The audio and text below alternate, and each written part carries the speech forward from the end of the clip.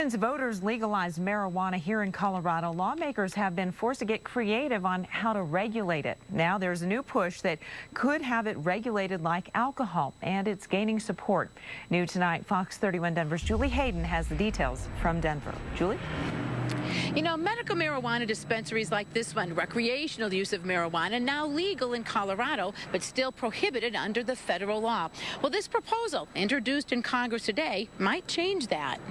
Voters may have legalized recreational use of marijuana in Colorado, but that's just the first step. We're going to begin today. This governor's task force is working on figuring out just how to implement Amendment 64. I think that our goal is to have a very robust regulatory scheme that makes sure that marijuana that we grow and sell here stays in Colorado, that we protect our kids from marijuana, and that we have the resources to enforce the law. The biggest issue? Marijuana is still illegal under federal law. It is a tricky legal issue, and that's why we're on the cutting edge. Colorado Congressman Jared Polis today introduced historic legislation in Washington, D.C.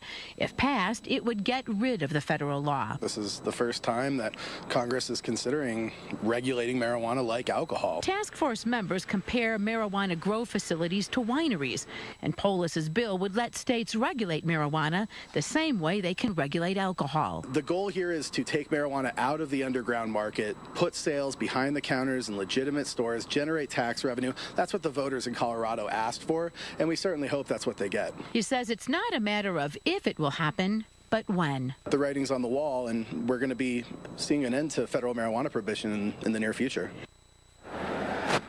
Now, the state has a reputation for doing a very good job regulating dispensaries like this, and the task force members say they hope that they can come up with a similar model for recreational use. In Denver, Julie Hayden, Fox 31 Denver.